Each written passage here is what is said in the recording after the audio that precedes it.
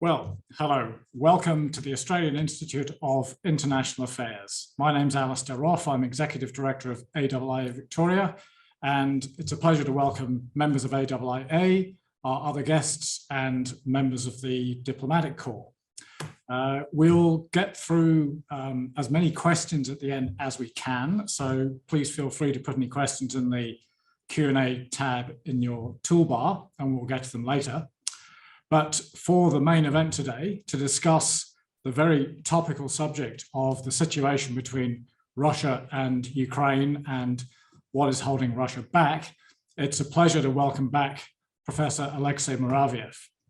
Alexei is Associate Professor of National Security and Strategic Studies at Curtin University in Perth. He's the founder and director of the Strategic Flashlight Forum on National Security and Strategy at Curtin. Between 2016 and last year, Alexei was academic lead of Curtin's Defence Strategic Initiative. He's been a non-residential fellow at the Sea Power Centre Australia, Royal Australian Navy, and the inaugural scholar in residence at ASPI, the Australian Strategic Policy Institute. So, Alexei, thank you so much for joining us from Perth. I'll hand over to you and see you at the Q&A. Thanks very much, Alistair, and very good afternoon to all of you distinguished guests. It gives me a great pleasure to be back at AIIA Victoria event, and we had a long productive history prior to the COVID outbreak, and I'm absolutely delighted to be able to re-engage our productive relationship, and I'm certainly looking forward to future events besides this one, part of the AIIA Victoria Strategic Flashlight East series. The topic of my presentation is on the screen. Again, I just want to make it quite clear, I'm not here to speak for Russia or for the Russians, rather than or try to provide some sort of apologetic position for Russia in this, but I certainly would like to entertain the idea of, well, we've been hearing about the inevitable threat of Russia's invasion since probably late November, December. A number of dates were entertained and thrown due to a variety of reasoning, and certainly coming into mid-February, so third month of this anticipation, really asked the question, why it hasn't happened, and certainly what I describe as happening in the media space with regards to Western media space with regards to this anticipation of Russian invasion is effectively a perfect media storm when the news got placed in such a way, effectively at the top of the news agenda, has become like a daily discussion topic, also often combined with effectively occasional criticism on how some Western leaders, including, for example, US President Joe Biden, is handling this, not in terms of declaratory statements that the United States will stand by Ukraine and its European allies, fellow members of the North Atlantic Treaty Organization, but the fact that he hasn't really pressed accelerate and put the thumb down on Vladimir Putin's, Russia's president's actions or intentions towards Ukraine. Instead, he was trying to really be way too nice, or perhaps not decisive enough with regards to trying to contain Russia's, what seems to be to date almost like inevitable action, and it almost created an impression, certainly coming from the perspective where approaching mid-February, that there is nothing to stop Russia from doing anything. We're just sitting and waiting for the action to start. So it kind of reminded me, and I'm not trying to be humorous about this unfolding drama, but certainly reminded me of that scene from an all-time 1970s classic. So if you start kind of drawing links between this line that you see on your screen and effectively trying to read what this perfect media storm makes us believe what Putin is doing, It kind of really aligns pretty well, but that perfect media storm is also creating some unfortunate side effects, something that, for example, was popped up over the past weekend when Bloomberg created another media storm when it published its headline that lasted apparently about 43 minutes before it was taken down, and then Bloomberg issued an apology saying, well, we have a number of sort of headings just in case Russia will invade, and unfortunately it was a typo when we released this claim that Russia was in the process of invading Ukraine past weekend. But obviously it doesn't really help to not just ease the tensions and ease the anxiety that exists across Europe and certainly in major capitals across the globe.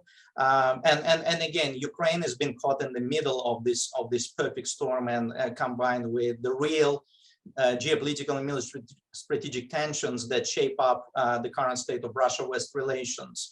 But also add to the confusion of what is really going on. So perhaps what I would like to add is my perspective, and as the title suggested, a bit perhaps pessimistic, not dismissive of the fact that Russia may actually not go ahead with an invasion plan. So the first question I would like to ask is,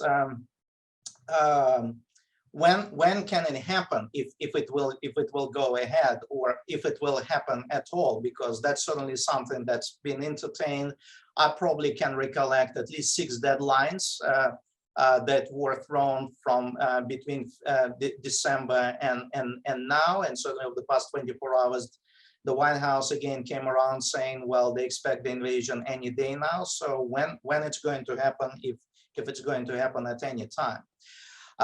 Well, let me just offer a couple of points that would hopefully contribute to the discussion down the track. First of all, it feels a bit kind of it feels kind of a bit disingenuous with the fact that when it comes to the scenario planning or scenario entertainment in the public domain, even despite the media reporting about mobilization of the Ukrainian public and how reservists have been trained and how female citizens of Ukraine were now drafted in the military, it's almost a given that somehow Russia will just, you know, walk across Ukraine and have a really easy ride. I think the first point that it's important to remember that if Russia was really serious about conquering Ukraine or seizing larger parts of Ukraine that it already has, which was obviously the Crimean Peninsula and eastern parts of Donetsk and Lugansk regions, which are currently controlled by pro-Russia separatists, the golden opportunity was back in the year 2014. And it was driven by a number of circumstances. First of all, the state of the Ukrainian army back there was incomparable to the current state. The Ukrainian army was underfunded. It suffered from poor morale. The military equipment was run down. It suffered from lack of spare parts. The officer corps, which back then was still largely trained either in the Soviet Union, sometimes in Russian military educational establishment, was at best neutral, if not sympathetic to Russia and to Russian separatists, and certainly that was clearly shown when the Russians negotiated effectively the submission of some 70% of Ukrainian personnel which was stationed in Crimea, and that which eventually swapped sides and was sworn as part of the Russian military establishment there. So plus the population certainly in the eastern part of Ukraine was very sympathetic towards Russia. It had a pretty strong pro-Russia orientation, and they wanted and continued to support the party region led by then President Viktor Yanukovych, with an expectation that Russia and Ukraine will continue to retain a multitude of close ties. So if Russia wanted to go in there, I think it had that opportunity. From the perspective of 2022, Russia will still deal with a different type of the Ukrainian military, which is actually recognized in Russia. It's important to understand that the Russians actually talk about this and they think about this in the context of their their planning. It's a different look army. There was a lot of investment that went into it. It began receiving some military equipment, although obviously in terms of comparing to the Russian force, it's certainly far inferior. But the morale has improved. The officer corps has been cleansed of pro-Russian elements, and certainly is far more deterrent, but at least determined, or at least far more disengaged from any ex-Soviet or Russia connections, which obviously would have an impact in case of a hypothetical conflict. And it's important to remember that the Ukrainian military gained some fighting experience by fighting what the Ukrainians described a counterterrorism operation. According to the Ukrainian Ministry of Defense, some 400,000 personnel saw action in eastern Ukraine. And that obviously represents the pool and the reserve that the Ukrainian military didn't have 7 years ago. But there is one major problem that I see from the point of military political or geostrategic analysis.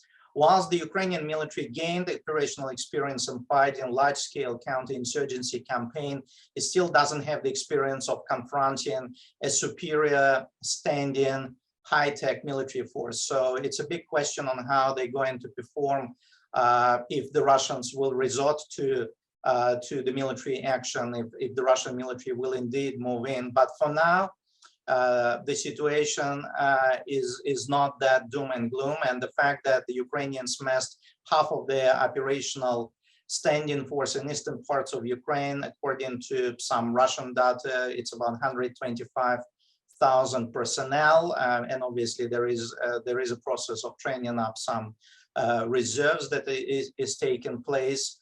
And that force is currently being confronted by over 130,000 Russian personnel that is spread along Russia, Ukraine, as well as Belarus, Ukraine border, as well as the ones that were some elements that were stationed, continue to be stationed over 200 kilometers away from either Russian or Belarusian borders. So technically, there is relative numerical parity. The Russians don't really have a serious advantage in terms of the numbers, and I think that's only one of the narratives that have been used by the Ukrainian officials, who are effectively saying, including statements that were released over the past 5 or so days, that the Russians haven't really reached the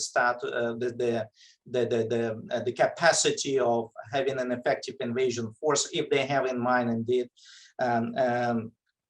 the strategy of invade and occupy parts of Ukraine. It's also important to understand the logic behind the current military buildup in regions adjusted to Ukraine. Prior to 2014, the Ukrainian border with Russia was not as fortified as it is right now.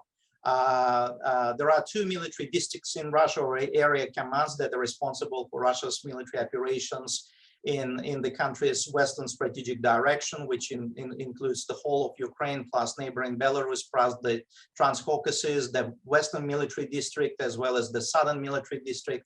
And prior to regime change in Kiev, the Western Military District focused predominantly on countering NATO's presence and operations in the Baltic Sea region, on the border between Belarus, Poland, and Lithuania, which obviously the 2 are NATO members, as well as controlling the border along the Polar Peninsula. The Southern Military District was, at that time, prior to 2014, again, was more preoccupied with developments in the Transcaucasus, bearing in mind Russia's 5-day war with Georgia and the standoff between Armenia and Azerbaijan. So Ukraine did not feature prominently in Russia's strategic and defense calculus. And besides, the Russians obviously had some limited presence in Ukraine's Crimea back then. Obviously, with the regime change in Kiev, with the escalation of bilateral relations, effectively the state of undeclared war, at least that's how Ukraine looks at the situation in the state of bilateral relations, the Russians began fortifying their boundary with Ukraine. So part of this military buildup that we're seeing is effectively the deployment of new military units which were formed over the past 5 years to their permanent places of basing, which would also be in the proximity of eastern Ukraine. And in addition to that, obviously, the Russians are massing forces, which is quite evident here on this slide, forming the, to use military lexicon, the second operational echelon to back up the separatists in eastern parts of Ukraine. Should the Ukrainian military attempt to seize the territory by force, obviously this element of the Russian military, which is the closest position to the Ukrainian border, is likely to offer the separatists direct military support without necessarily having to enter the Ukrainian territory. They can engage the Ukrainian military by effectively closing the airspace above the regions and perhaps engaging in some artillery or long-range artillery or missile strikes, but obviously a deployment of an offensive element cannot be rolled out. And certainly in times of heightened crisis, the Russians, they have shown early last year when there was another buildup of military presence, they obviously engage in this brinksmanship where they mass forces along the border, causing doubt, causing anxiety, without necessarily saying we're going to invade, but they still leave this state of ambiguity. What if, can you really take risks and ignore the build-up along the border when the two countries are embroiled in such state of high political military tension? So there is a mix of everything, but certainly from the perspective of military political analysis, the build-up should not be viewed entirely as a sign of a preparation of an invasion force. There is one other element that I would like to draw attention to, something that I certainly didn't pick up in any of the analysis that were available so far. The Russians are about to engage in large-scale exercises with their Belarusian counterpart. The maneuver is called Allied Resolve, which will be staged in Belarus, the active phase of which will be staged in Belarus from 10th until 20th of February. To do that, the Russians effectively engaged in a massive large-scale transit operation or theater-to-theater maneuver, to use the specific military language, when they moved about 11 different role brigades from Russia's eastern region, from border regions with China, from Russia's maritime province, which is over here, into Belarus. Whilst it can be also viewed an extension of Russia's buildup, there is one thing there that's important to remember. From the point of contingency planning, and this is the question I'm kind of leaving for you to answer, so you can entertain it and answer yourselves. From the point of contingency planning, are you going to risk stripping a pretty significant and strategically important area for Russia, which is Russia's east, of significant chunk of the forces which are normally stationed there with the aim to protect and defend this territory, and move them across the country 10,000 kilometers away, according to Russia's Minister of Defense, including special forces, Marines, artillery, missile, armor, into Belarus with an aim to engage in a military campaign there, without risking that someone in this part of the world will not take advantage of you effectively exposing the border, because the current size of Russia's military presence in the area is quite minimal. So I'm not giving any definitive answers, but certainly anyone with a military background, certainly operational strategic planning background, would have this question in mind.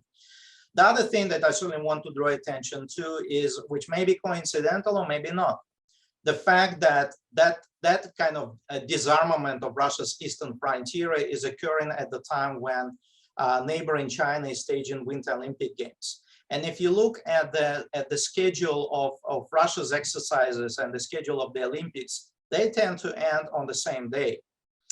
Does it mean that the Russians effectively reduce their military presence in the Far East in order to give the Chinese extra confidence and the peace of mind, so they can get preoccupied with securing the Olympics and worrying about other things? And that means that the Russian forces return back to the Far East after the conclusion of the Olympics, or there is something else going on. But there is definitely a China connection there, and that's not necessarily of what was presented by the US Department of State in terms of Washington hoping that Beijing may apply some political pressure on the Russians. But there is definitely that element that needs to be factored into account. Having said that, and kind of played the devil's advocate that perhaps the Russians would not risk, that was my implied message perhaps, of invading Ukraine by effectively committing forces from the Far East. If you look at this image, for example, of one of the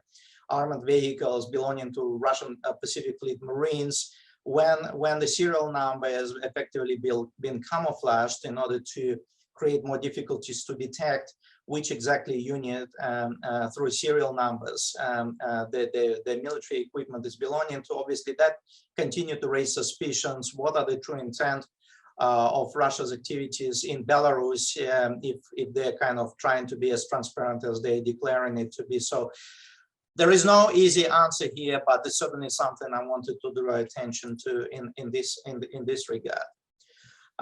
So that's effectively the question I wanted to raise with you, and something that I leave at your discretion to answer to and provide the answer to yourself, or we can discuss it in Q&A time. The next attempt perhaps is mission impossible, trying to understand, Putin's logic and rationale.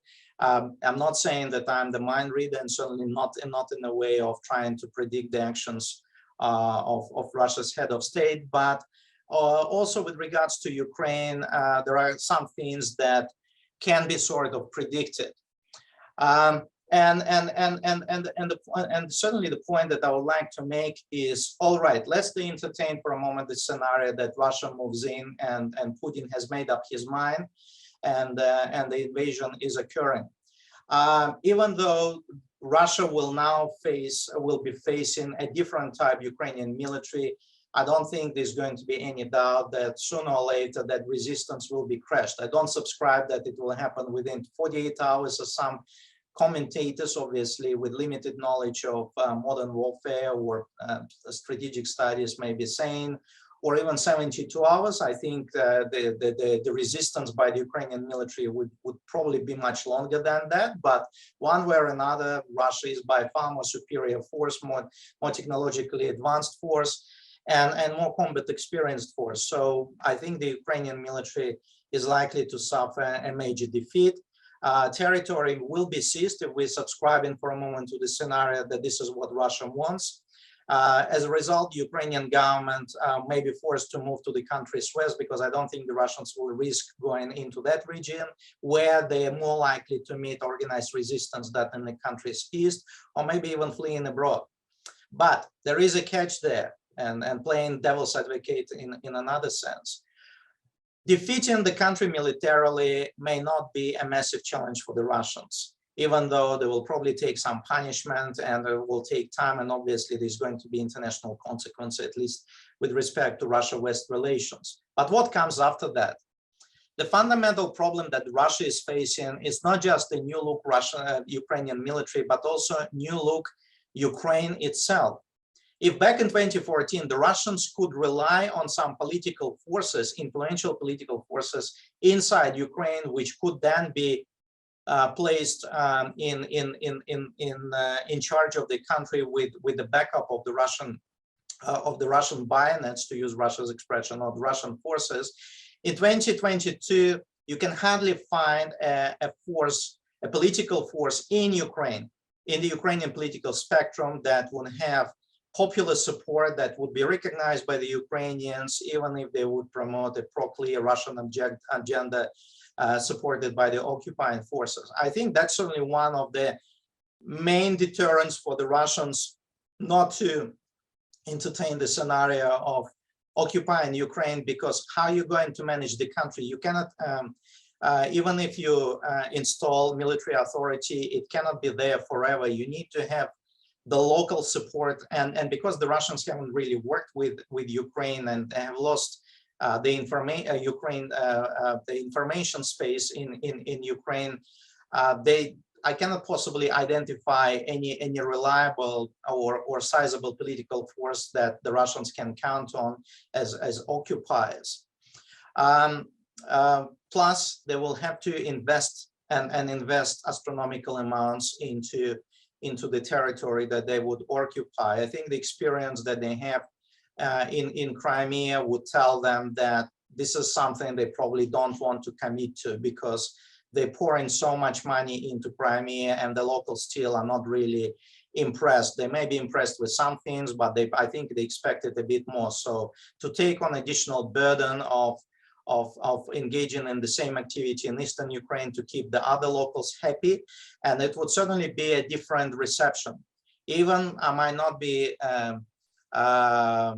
supportive of the proposition that widespread resistance will occur once Russia will invade. I think the current situation in Eastern Ukraine would not necessarily provide grounds for a widespread organized resistance. This is something I would certainly be expecting happening to the west of the Dnieper River, but the Russians are not going to be greeted with flowers either. I think they will receive full reception. I think the Ukrainians, even in Eastern Ukraine, including ethnic Russians who are living there but identify themselves as Ukrainian nationals, will not be infused by coming under Putin's control. So dealing with that is another headache. So consequence management may actually overcome any potential or hypothetical dividends of seizing more territory. And we need to remember again, Russia is the world's largest geopolitical entity. It has massive parts of its territory that is underdeveloped, underdiscovered, and underexplored. You know, gaining more territory is not something that the Russians actually would probably be super interested in. Again, you know, that potential benefit versus all the consequences they will have to live with for many years to come. So what does Putin want then?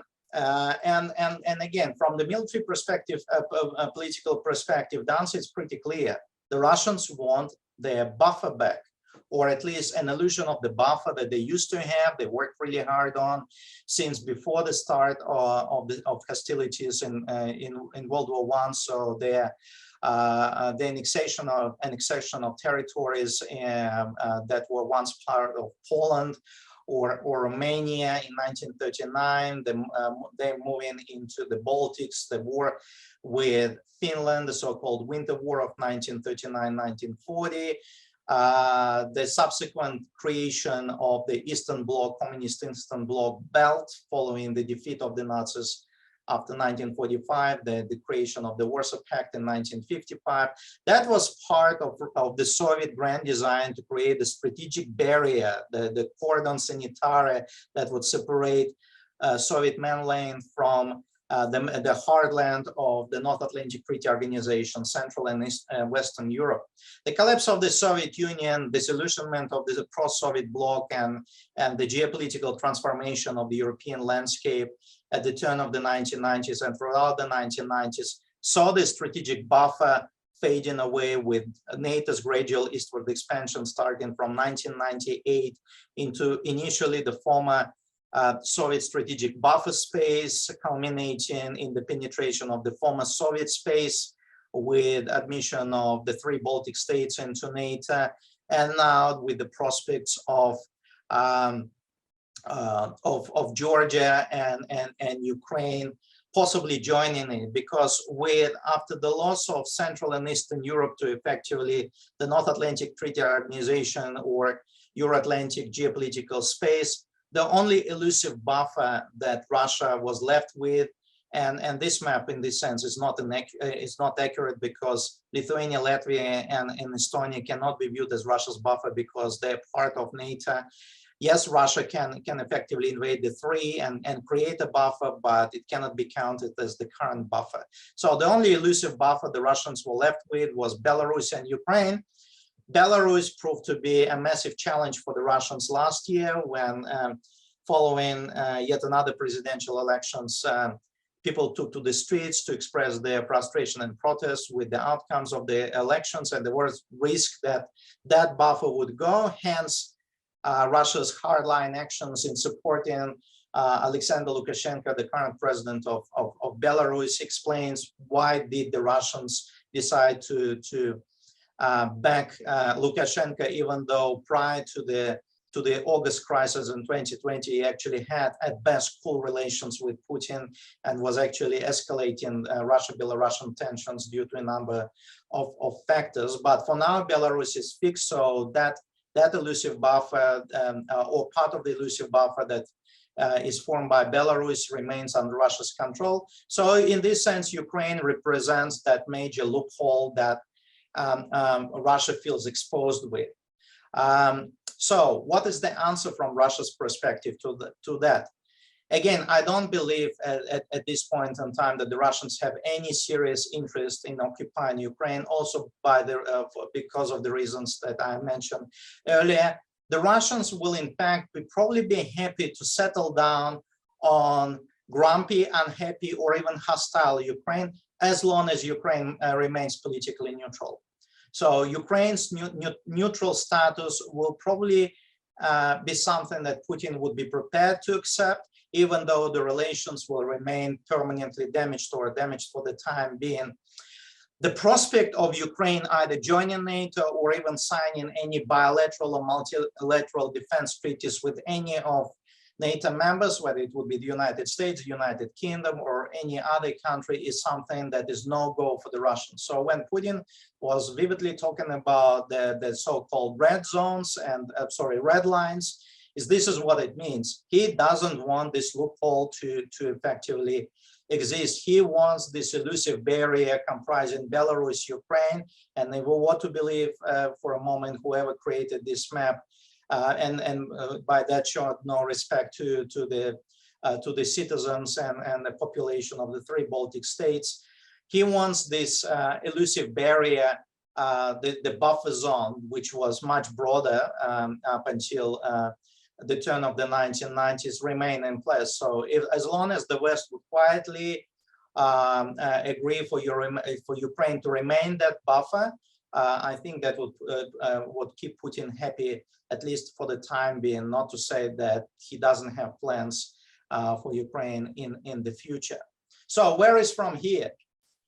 I'm not going to put my retirement fund by claiming that Russia will never invade Ukraine or Putin doesn't have plans to invade Ukraine. I'm pretty sure there are various contingencies that Russian general staff have drafted, but at this point in time, I don't really see any strategic rationale for Russia to go into Ukraine. Also because Russia and the West in the process of the political dialogue, including on Ukraine issue. So for Putin to make dumb decision and invade now at the time when negotiations about so-called strategic stability between Russia and the United States, Russia and NATO, Russia and OSCE on one hand, and then the 4-party dialogue concerning the Ukraine crisis specifically are taking place, would be absolute madness, would be totally illogical, also because of some of the factors I have outlined in the past. I mean, by going into Ukraine, Russia risks of exposing itself in the country's east, which would obviously be exploited by the United States and the Asia-Pacific allies, simply because the Russians stripped the bulk of their a significant portion of their military by massing it in Belarus. So that's a risk in its own right. But it's not to say that Russia may not use offensive force against Ukraine, particularly against the scenarios that's been entertained in Moscow on a number of occasions, such as Kyiv trying to seize control over Donetsk and Lugansk areas controlled currently by the separatists, or simply because there would be a narrow judgment and there's going to be an unprovoked escalation of tensions in the conflict zone, or perhaps even on the border between Ukraine and Belarus, like this incident with the unmanned aerial vehicle, which the Belarusians said was sent into their airspace by the Ukrainian military. If something similar may happen, it may be the trigger point. And obviously, when there is a massive concentration of firepower along the border, on the other side of the border, and there is so much suspicion and mistrust in each other's behavior and intent, anything can be a spark that may actually get the genie out of the bottle. But having said that, it's also important to keep things in the perspective. And even though we're still living through this perfect media storm, we should not kind of disengage from the reality, because the alternative reality can be something as that, which can be both funny, silly, but also something that even papers like the Star tend to publish from time to time. It can be viewed as a silly joke. It can be viewed as something I don't know how to describe it, but we should not really be turning the current drama that is unfolding, that is affecting hundreds and thousands of Ukrainian into some sort of a semi-farce. So I'll stop here. Thanks very much for your attention, for your patience, and I'm more than happy to take questions from the floor. Over to you, Alistair. Yeah, Alexei, thank you very much. I'm just changing the view here. Just bear with me a second. There we go. All good. Yeah, thank you for such a detailed presentation and putting so much into the slides. They're really fantastic. So we've got some questions coming, and thank you for leaving plenty of time for more. Following on Putin's end game, is there any thinking that somehow Ukraine may just be a pawn in the game, and Putin's using it to put pressure on the US or on NATO or on Europe? Look, I think Ukraine. I mean, it's a really good question. I think Ukraine has just happened to become that front line of much broader and much deeper state of Russia-Western, Russia-US tensions. Yes, the impression that we're receiving that for Putin, Ukraine is everything. And I mean, again, if we would read one of the greatest strategic thinkers, US strategic thinkers like Brzezinski, and his idea that Russian imperial mightness is very much linked to whether Russia controls Ukraine, then Russia would become superpower again. If Russia will lose control of Ukraine, that means Russia will be denied the status of the superpower and will be just a jumbo regional power. I think from the perspective that I'm picking up from vibes that are happening in Moscow, I think the Russians, first of all, gave up on the Ukraine. They understood Ukraine is something that they have lost and it's their fault. In terms of Ukraine's strategic appeal, yes, there is some logic to the fact that Russia may want to kind of carve the corridor that would connect the Crimean Peninsula to mainland Russia by denying Ukraine access to the Sea of Azov, which is in fact in Russia's control anyway, or like seize the Ukraine's largest port, the port of Odessa, and by that strip Ukraine's of opportunity to trade with the outside world. But in terms of the geostrategic value, I think Ukraine, and again, no disrespect to any members of the Ukrainian community here, but in terms of geostrategic value, Ukraine lost 25% of its appeal when it lost Crimea to the Russians. The massive point, and it's not even about Russia's naval base in Sevastopol, that what makes Crimea so special. Crimea is a launch pad for Russia into the Mediterranean and the Middle East. In fact, Russia's successes in the Middle East right now and the Mediterranean Sea region are very much connected to Russia's ability to control Crimea. So the Russians, I think, got the jewel of what they wanted out of Ukraine. Yes, they would want to see a definitive buffer in the form of Ukraine, but they're not necessarily prepared to pay for it in terms of investing in reconstructing Ukraine. And now, you need to effectively rebrain the locals there, because They are living in a information space which is totally hostile to the Russians, and they look at Russia, in particular at Putin, as some sort of evil, and the Russians will have to deal with this. And I don't think they're prepared or even interested in dealing with this. I think, again, I think they had this opportunity back in 2014. They stopped themselves thinking that somehow that would get them off the hook of more sanctions. I think they're regretting, because sanctions came to them anyway, and there is a lot of post-factum talk in Russia right now saying we should have been more decisive back then. You know, we were suffering from sanctions anyway. We should have just grabbed what was ours, and blah, blah, blah, blah, blah. So I think the Russians realize it's a different set of circumstances with regards to Ukraine. But for Putin, it's not that Ukraine that sits at the core of his thinking. He thinks big power. He thinks great power.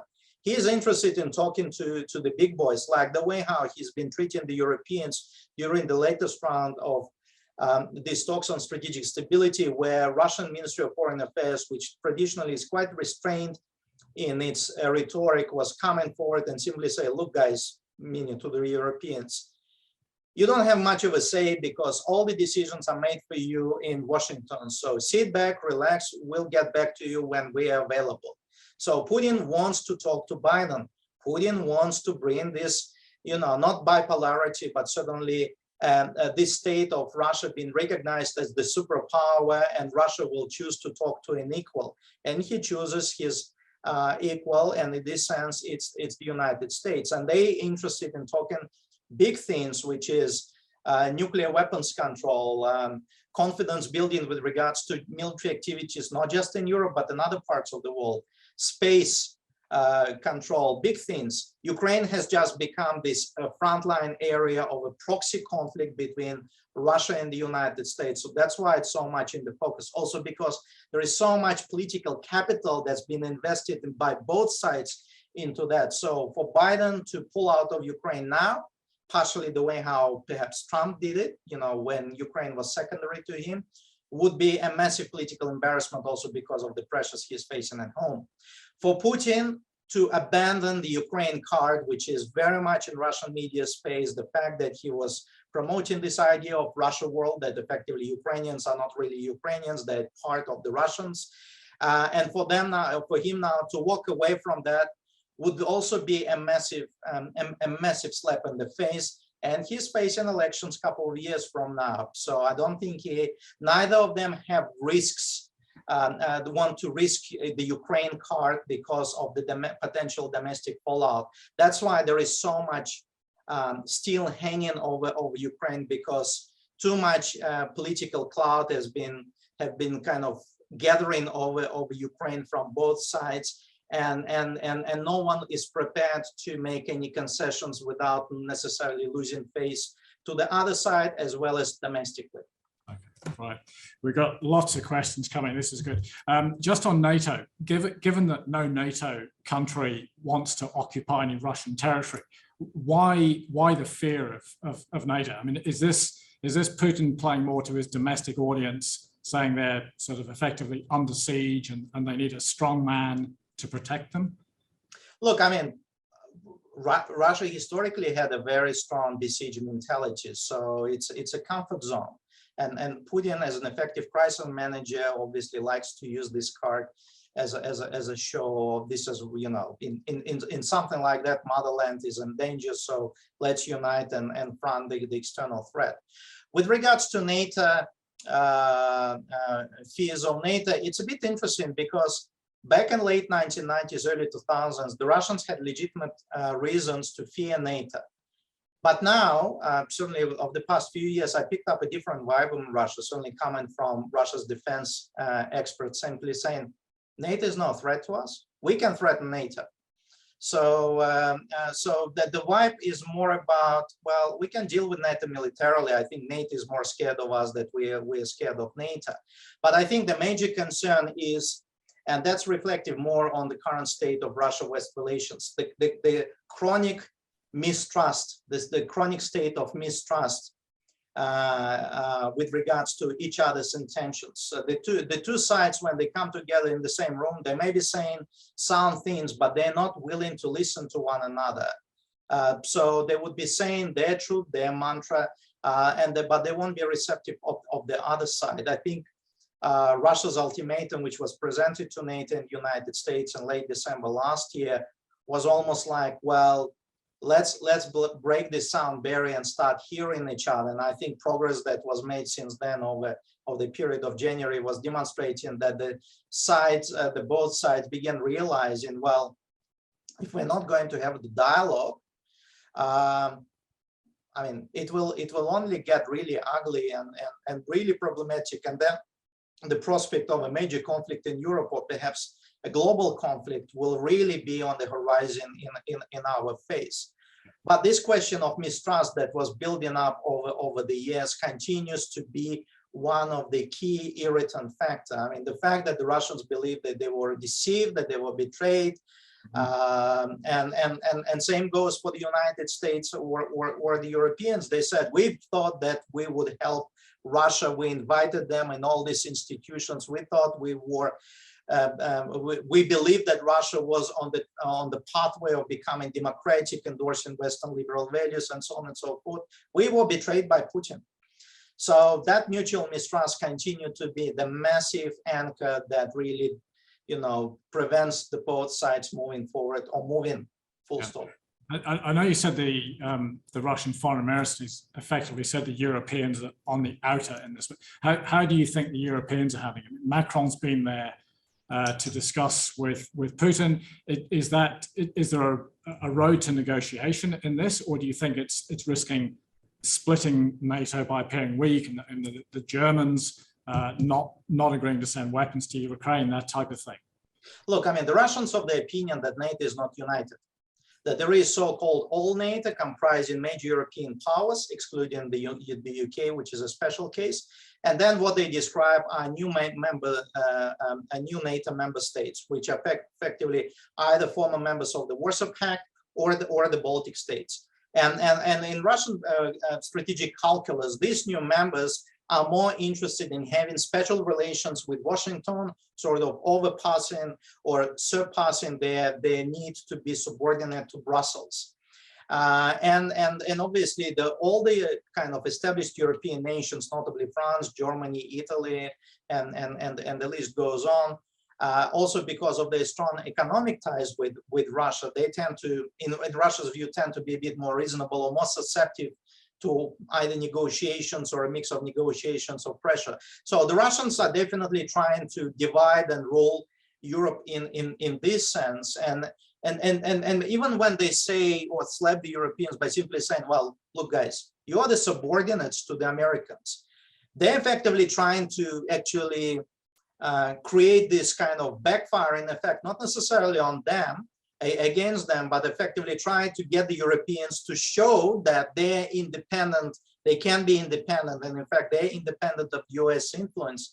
And it's been working. It works on occasion, certainly with regards to Germany behavior, especially with this transit from Angela Merkel era, the fact that Macron spent 5 hours in Moscow recently, and there is this massive one-way shuttle diplomacy when prior to Macron, the head of Hungary was in Moscow, and there were also online communications, etc., etc.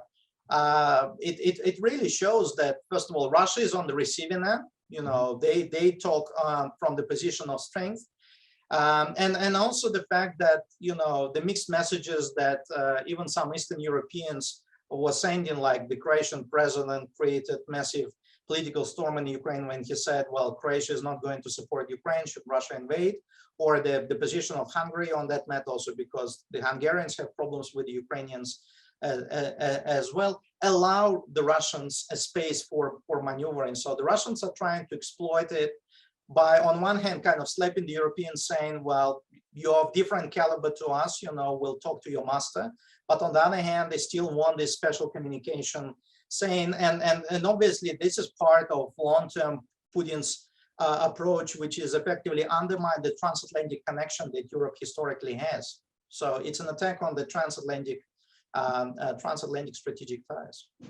I think it's quite telling that Putin, having been in isolation for a long time because of fears of COVID, has gone to the Winter Olympics in Beijing, and Xi himself has been, I don't know, effectively in isolation. I mean, how do you see this Ukraine situation playing out, maybe with regard to US-China relations? I mean, how much support is China giving to Russia in this? Look, I mean, we need to remember that the conflict, I mean, the major beneficiary of Russia's standoff over Ukraine is actually China, because China is off the hook. I don't know. I mean, if I would be Xi or any of the CCP leadership in Beijing, I would actually feel disadvantaged, because for a change, China was not making news. It was all about Russia. It was all about Ukraine. Was mentioned more than China, even prior to the Olympics. And hence there was this talk about where the Xi was trying to tell Putin, can you please be nice, because if you'll invade Ukraine now, no one will give a, no one will care about the Olympics, because the focus will be on you.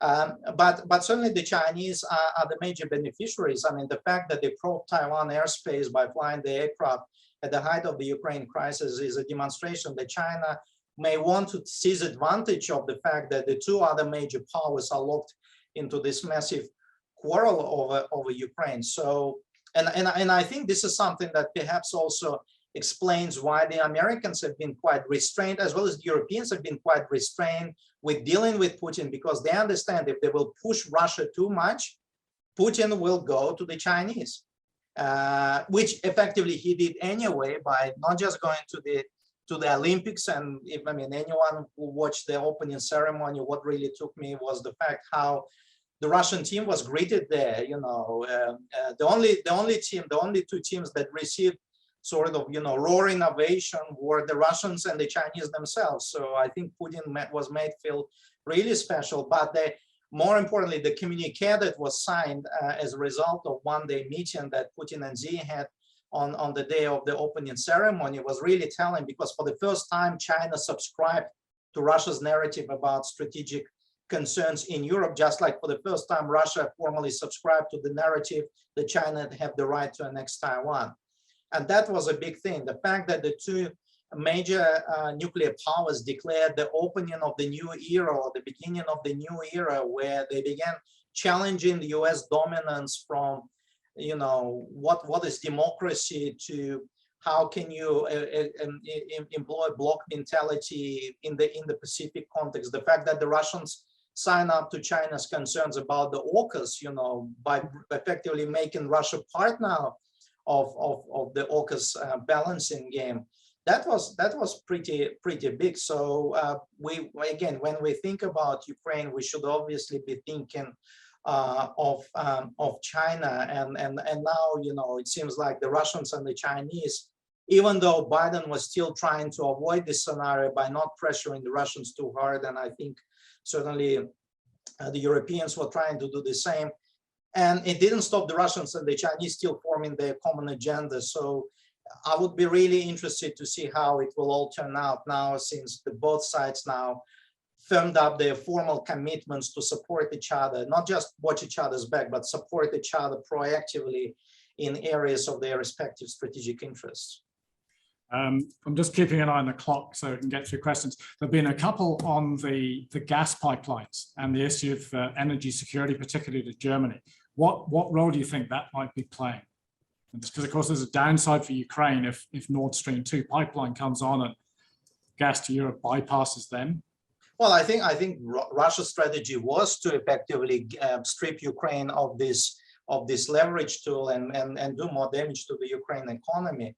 By that, and again, the fact that the Germans are still digging their feet in is a demonstration that Russia still feels confident that can be not just an economic tool, but also a tool of geopolitical influence. I think there is no doubt about that. But having said that, the deal that the Russians just signed with the Chinese for the additional supply of gas and for the additional supply of oil, as well as coal to China, is supposed to give a clear signal to Berlin, Brussels, and certainly Washington that, okay, you might want to shut down Nord Stream pipeline.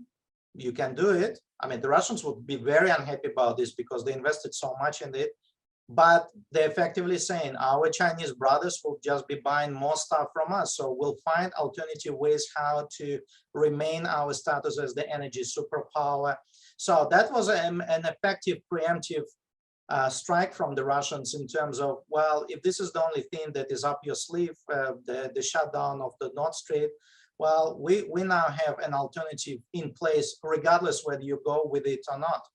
And bearing in mind that winter in Europe is unusually cold, I think that would certainly kind of give the Russians confidence that Europeans may actually be a bit more flexible in terms of almost susceptible to negotiating a positive in favor of Russia resolution, simply because I don't think the Americans can substitute Russia's the quantities of Russia's supply to them in numbers that are requested or wanted by the Europeans.